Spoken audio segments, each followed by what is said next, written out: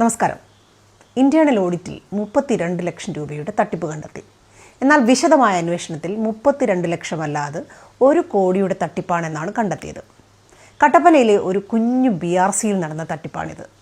BRC എന്നാൽ block resource centre. കഴിഞ്ഞ സർക്കാരിൻ്റെ കാലത്ത് നിയമിച്ച താൽക്കാലിക ജീവനക്കാരാണ് തട്ടിപ്പ് നടത്തിയവർ. 2014 പിണറായി അധികാരത്തിലെത്തിയപ്പോൾ CPMന്റെ അധ്യാപക സംഘടനയായ KSTAയിൽ പ്രവർത്തിക്കുന്ന അധ്യാപകനെയാണ് BRCയുടെ കോർഡിനേറ്ററായി വെച്ചത്. BPC അഥവാ ബ്ലോക്ക് പ്രോജക്റ്റ് കോർഡിനേറ്റർ. ഭരണം മാറുമ്പോൾ സാധാരണഗതിയിൽ അങ്ങനെ ചെയ്യാറുണ്ട്. ഓരോ BRCയിലും 10-20 സ്റ്റാഫുകളെ കൂടി ഇതിൻ്റെ അണ്ടറിൽ കരാർ ജീവനക്കാരായി നിയമിച്ചു. ഇതിൽ പകുതിയിൽ കൂടുതൽ പേരും DYFI, SFI തുടങ്ങിയ സംഘടനകളിൽ പ്രവർത്തിക്കുന്നവരാണ്. ഇടുക്കി ജില്ലയിൽ 7 BRCകളുണ്ട്. ഇനി ഈ ജീവനക്കാർക്ക് B.Ed, TTC തുടങ്ങിയ അധ്യാപക പരിശീലന കോഴ്സുകൾ വേണമെന്ന് ഒരു നിർബന്ധവുമില്ല. അങ്ങനെ കഴിഞ്ഞ 10 വർഷം 14 ജില്ലകളിലായി നിയമിക്കപ്പെട്ട 100 കണക്കിന് BRC ജീവനക്കാർ CPM പാർട്ടി പ്രവർത്തകരോ അനുഭാവികളോ ആണ്. മാത്രമല്ല BRC കെട്ടിടത്തിലെ എല്ലാ ഭൗതിക സാഹചര്യങ്ങളും പാർട്ടി പ്രവർത്തനത്തിനുള്ള വേദിയായി ഇവർ ഉപയോഗിച്ചു. പുതിയ പ്രോജക്റ്റുകളും ഫണ്ടിങ്ങും നടക്കുമ്പോൾ ക്ലാസുകൾ എടുക്കാൻ വരുന്നത് പൂക്കാസയുടെയോ പരിഷത്തിൻ്റെയോ ഒക്കെ ആളുകളാണ്. അതുവഴി സർക്കാർ ഫണ്ട് റെമ്യൂണറേഷനായി സഖാവിൻ്റെ വീട്ടിലെത്തുകയും ചെയ്യും.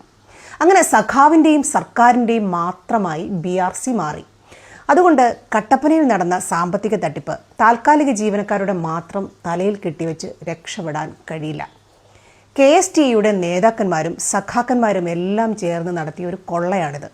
സഹകരണ ബാങ്കുകൾ കൊള്ളയടിച്ചതുപോലെ വലിയൊരു കൊള്ള. അങ്ങനെ വരുമ്പോൾ VD സതീശൻ സർക്കാർ ചെയ്യേണ്ട ഒരു കാര്യമുണ്ട്. കഴിഞ്ഞ 10 വർഷക്കാലം 14 ജില്ലകളിലെയും BRCയിൽ നടന്ന താൽക്കാലിക നിയമനങ്ങളും അവരുടെ അഡ്മിനിസ്ട്രേറ്റർമാരുടെയും ബാങ്ക് അക്കൗണ്ടുകളും സൂക്ഷ്മമായ ഓഡിറ്റിന് വിധേയമാക്കണം. അതാണ് എനിക്ക് ഈ വീഡിയോയിലൂടെ ആവശ്യപ്പെടാനുള്ളത്.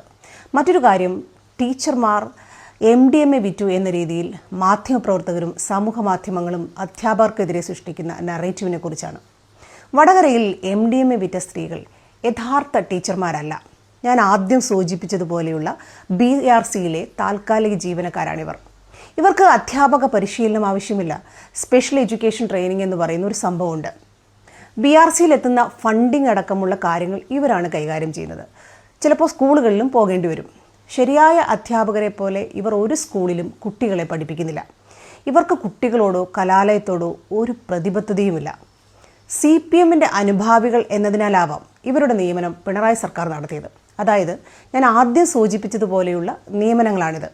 അപ്പോൾ പിന്നെ അവർ MDMA വിറ്റില്ലെങ്കിലേ അതിശയമുള്ളൂ. ഇവരുടെ പേരിൽ നമ്മുടെ നല്ല അധ്യാപകരെ ഇകഴ്ത്തുന്നത് അധ്യാപക വിദ്യാർത്ഥി സമൂഹത്തിന് കളങ്കമുണ്ടാക്കും. ജയ് ഹിന്ദ്.